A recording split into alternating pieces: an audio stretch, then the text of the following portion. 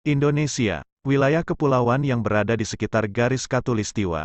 Sebuah negara, yang di tahun 2022, memiliki jumlah penduduk mencapai 273 juta jiwa, dan luasnya mendapat peringkat ke-15 di dunia.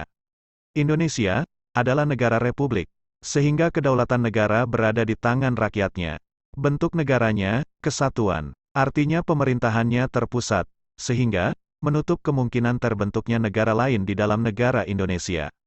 Dasar negara Indonesia dikenal dengan sebutan Pancasila, karena banyaknya sila yang menjadi dasar ada 5, dan disusun prioritasnya secara berurutan. Dasar negara adalah pondasi bagi berdirinya suatu negara.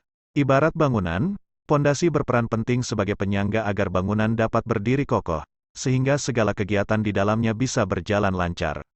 Sila 1 adalah sila pokok. Ibarat pohon, sila pertama ini adalah akar pokoknya. Sila 1 ini berbunyi, Ketuhanan Yang Maha Esa. Bisa dilihat secara visual juga, bahwa sila pertama yang berlambang bintang ini, diposisikan di lapis terdepan dari perisai Garuda Pancasila. Secara umum, lapis terdepan bisa kita anggap sebagai pimpinan dari sila-sila di lapisan belakangnya. Dan di episode kali ini kita akan mengenal lebih dalam, sila 1 Pancasila, sang pimpinan dan pelindung terdepan bangsa ini, Ketuhanan Yang Maha Esa. Kita mulai pembahasan dengan mendefinisikan arti dari kata Esa. Kita mengenal salah satu sifat Tuhan sebagai Yang Maha Esa. Apa artinya Esa? Esa lazim diartikan sebagai tunggal, sesuatu yang hanya satu-satunya, dan tiada bandingannya, alias wahid. Apakah ini artinya, warga bangsa ini cukup dengan mengakui adanya Tuhan, dan Tuhan tersebut adalah Tuhan yang tunggal dan tak tertandingi?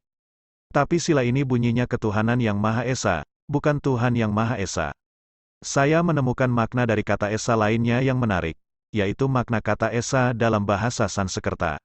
Yang bagi saya, makna tersebut memberikan makna yang lebih kaya dari sekadar makna Esa sebagai tunggal.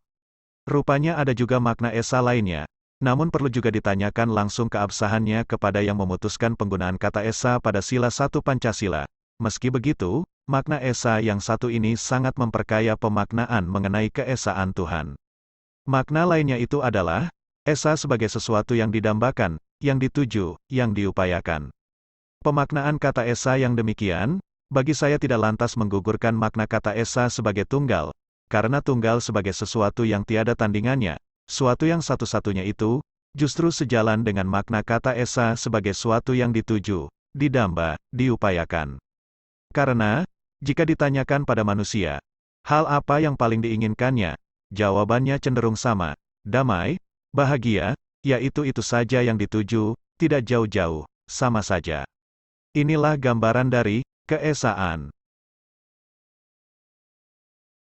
Dengan pemaknaan kata Esa sebagai sesuatu yang tidak hanya tunggal, tetapi juga didamba, diupayakan, dan dituju. Secara otomatis, ini memberikan kita arah yang jelas. Tervisualkan dengan tepat lewat penggunaan simbol bintang di perisai Garuda Pancasila. Jadi, bintang yang melambangkan sila 1 pada perisai Garuda Pancasila itu, sebenarnya adalah bintang penuntun arah. Alias bintang utara bagi kita. Bagi para penjelajah, bintang utara dikenal sebagai bintang yang cukup terang dan bisa diandalkan sebagai patokan arah. Ini karena posisi bintang utara atau nama cantiknya, Polaris, tidak ikut bergeser. Sebagaimana konstelasi rasi bintang akan tampak bergeser mengikuti pergerakan bumi dan pergerakan di angkasa. Bintang utara ini juga diabadikan dalam simbol kompas, dan arah mata angin. Pendiri bangsa ini rupanya sudah memberikan bintang penuntun bagi kita, yaitu sila ketuhanan. Di episode selanjutnya, saya akan membahas apa itu ketuhanan. Sekian dari saya, sampai jumpa di lain kesempatan.